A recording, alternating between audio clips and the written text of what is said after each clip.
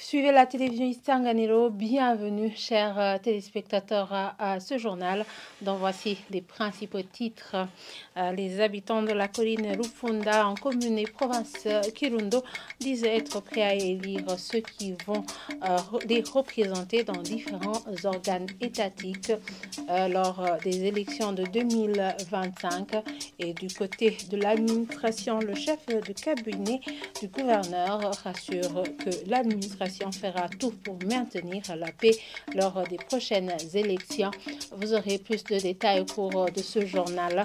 Et ce 18 novembre 2024, la radio Isanganiro va souffler ses 22 bougies.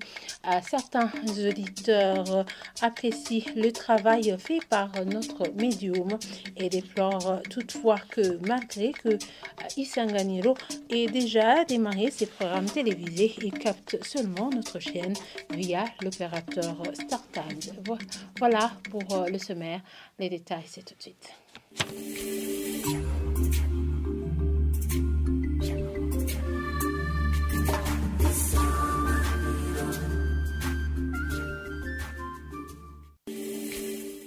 Je vous le disais en titre, les habitants de la colline Rufunda, en commune et province Kirundo, se disent prêts à élire ceux qui vont les représenter dans les différents organes étatiques lors des élections de 2025. Partant des élections effectuées il y a de cela en 2020, ils trouvent que la bonne cohabitation des militants des partis politiques est un facteur encourageant. L'administration, de son côté, confirme que le climat politique est aujourd'hui apaisé. Éric Ndoyezo, chef de cabinet du gouverneur, rassure que l'administration fera tout pour maintenir la paix lors des prochaines élections. Le point avec Omer Ndoyezo qui s'est rendu sur les lieux.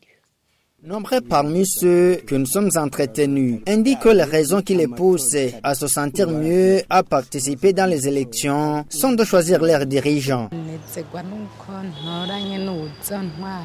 Mon ambition est d'élire les dirigeants qui se soucieraient de moi et qui seraient capables d'honorer mes droits selon ma volonté. J'estime que mon élu me soutiendra dans les projets de développement. Ils se disent confiants du fait qu'il n'y a pas de la mauvaise cohabitation entre les membres de différents partis politiques.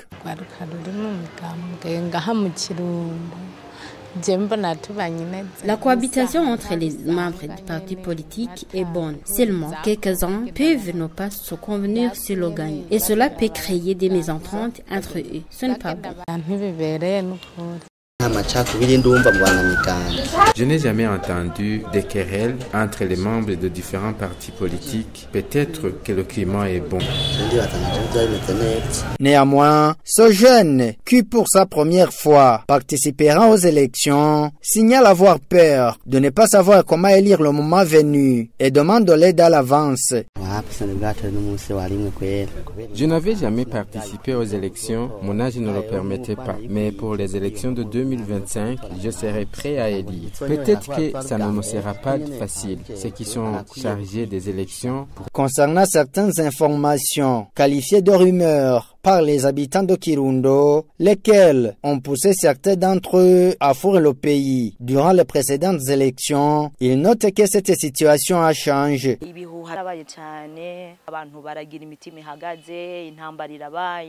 Des rumeurs ont eu lieu ici à Kirundo. Les gens ont eu peur jusqu'à fuir le pays. C'est le cas contraire aujourd'hui. La province Kirundo est paisible. Nous allons voter sans peur. Pour combattre les rumeurs, il faut des sensibilisations à l'endroit de la population. Éric Ndoyezo, chef du cabinet du gouverneur, appelle la population de Kirundo à prêter sourde oreille à de telles informations qui les découragent. La province de Kirundo enregistre actuellement un électorat assez important, d'où les inscrits jusqu'à présent sont à 96%. On est à un stade satisfaisant. À la veille des élections, c'est un peu différent par rapport aux élections de 2020 où les rumeurs circulaient, quelquefois interdisant les gens à répondre aux élections. Quelquefois aussi, soi-disant, ou abakura menyo était déjà présent, mais pour le moment, la situation est calme, que ce soit la cohabitation politique entre les différents partis politiques, ce qui est quelque chose à se réjouir. Il les invite en outre à participer aux élections prochaines. Lors de nos éditions ultérieures, nous avions parlé de 6 cas de homicides qui sont passés à Nega, dans la province Kirundo. Et à ce propos, le psychologue Pierre-Claver Ndjedimana pense que les enfants peuvent développer une violence dans leur fort intérieur une fois élevés par des couples en conflit persistants et pouvant même évoluer vers des homicides aussi. Pierre-Claver Ndjedimana appelle la justice à réprimer à tout prix de tels cas en vue d'éradiquer ces violences conjugales. Suivez-le. Je dis que le code pénal est clair en la matière. Il y a effectivement des sanctions prévues par la loi pour les cas des homicides. Mais malheureusement, les cas s'observent toujours. Il y a des cas qui, normalement, devraient être punis sévèrement pour éradiquer les faits, mais qui, malheureusement, ne sont pas punis. Et si ces cas ne sont pas punis, vous comprenez qu'il y a la recrudescence, en fait, de ces cas d'homicide, parce que la loi est là, mais n'est pas appliquée à 100%, si je peux dire le terme. Les conséquences sur les enfants sont très nombreuses. Bon, imaginez-vous les enfants qui grandissent dans un couple, à un certain moment, un a tué, ou la maman a été tuée par le papa, ou le papa a été tué par la maman. Donc, vous comprenez que les enfants que vous êtes en train de créer sont des criminels. À long terme, ce sont des enfants qui vont développer les actes de violence. Et vous allez vous poser la question de savoir où est-ce qu'ils ont tiré ça, mais ils ont tiré ça de l'éducation de base qu'ils ont eu de la part de leurs parents. Donc, c'est-à-dire que le jour où les enfants vont grandir, ils vont développer la notion de violence, qui risque même d'accoucher, évidemment, les homicides dans les couples dans l'avenir. Donc, pour vous dire que c'est quelque chose de très dangereux. Non, en fait, ça ne peut pas ne pas engendrer des conséquences sur les enfants, parce que les enfants grandissent, à un certain moment, ils écoutent, ils entendent. À un certain moment, ils vont se poser des questions, comment le papa ou comment la maman est mort, et ils vont sans doute avoir des questionnements. Et s'ils parviennent à avoir des réalités sur les conditions de crime, sans doute que ça doit impacter négativement leur avenir, ça c'est sûr. À tout prix, il faut éviter vraiment cette situation de tuer. Je vous l'avais dit en titre, le 18 novembre 2024, la radio Isanganiro va souffler ses 22 bougies à ceux qui se sont entretenus avec la radio télévision Isanganiro dans la capitale économique Bujumbura.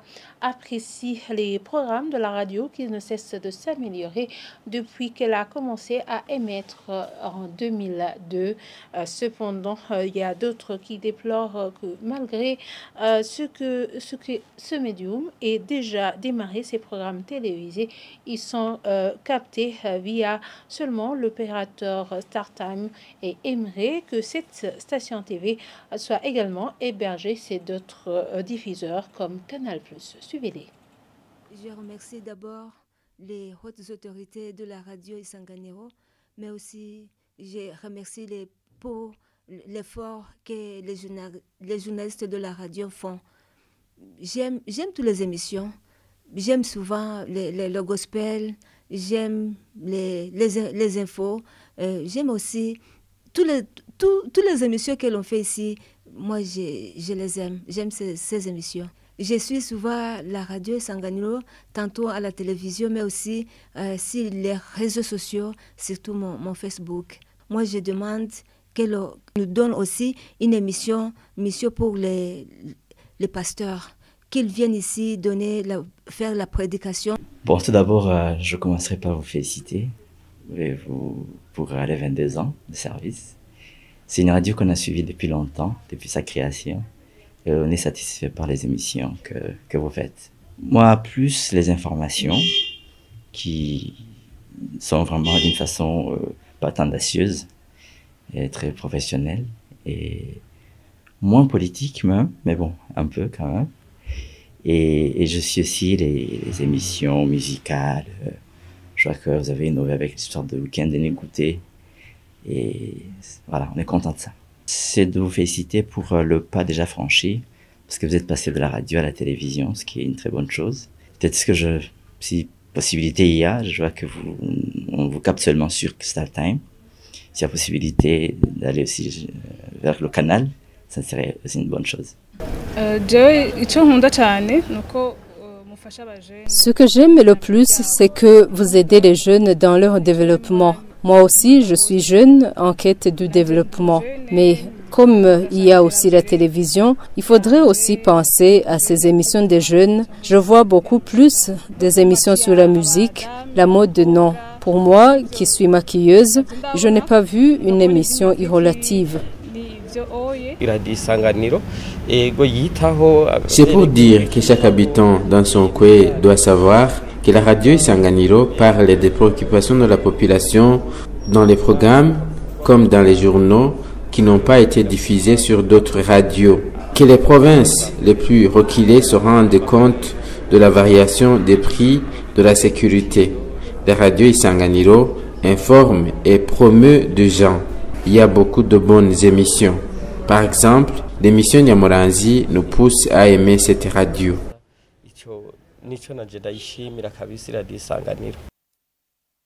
Page environnement pour clôturer ce journal. La pollution du lac Tanganyika est remarquable lorsque les eaux changent de couleur.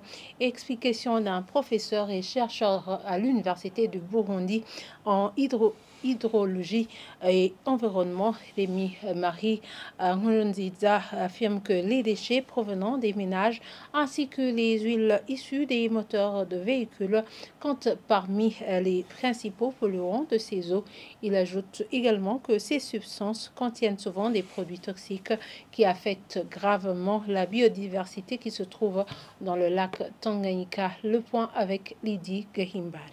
Les déchets solides jetés ici et là ou ceux qui proviennent dans des ménages sont tous acheminés dans le lac Tanganyika par les eaux de pluie. Selon Rémi Marie Nkurunziza, chercheur en hydrologie et environnement à l'université du Burundi, ces déchets constituent ce qu'on appelle la turbidité qui pollue le lac Tanganyika. La turbidité, elle est causée surtout par l'érosion.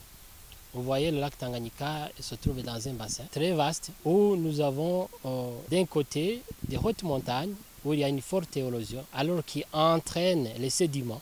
Alors ces sédiments vont se retrouver dans le lac et surtout au niveau côtier, c'est là où ça va se remarquer très rapidement parce que la profondeur est petite, nous avons une faible profondeur. C'est là où alors on peut remarquer qu'il y a ce mélange des sédiments et de l'eau, alors ce qui va changer directement la couleur de l'eau. Mais aussi la matière organique qui est charriée par les rivières, la matière organique qui vient de ces déchets ménagers que nous jetons dans les rivières, ou bien qui sont charriés simplement par les eaux de ruissellement et qui se retrouvent dans le lac. Alors tout cela va constituer que l'eau du lac change impérativement de couleur. Parmi ces déchets qui polluent le lac Tanganyika, il y a ceux qui sont très toxiques et qui détruisent la biodiversité qui s'y trouve. À côté de la matière organique, il y a des produits toxiques. Des produits toxiques qui viennent des industries, qui viennent de ces garages de réparation des voitures, qui viennent des produits, des déchets qui sont produits au niveau des hôpitaux, mais aussi des déchets qui proviennent de la circulation des voitures, l'usure des pneus, ainsi de suite. Tout cela est charrié vers le lac et ça va impacter sur la qualité et donc ça va augmenter la pollution de l'eau du lac. Dans la prochaine chronique, le chercheur nous expliquera des effets négatifs causés par ces déchets toxiques sur la biodiversité et sur la santé humaine et proposera des solutions pour bien protéger le lac Tanganyika. Et voilà, c'est ici que nous clôturons ce journal. Merci de nous avoir suivis et très bonne suite de programme sur la télévision Isanganiro.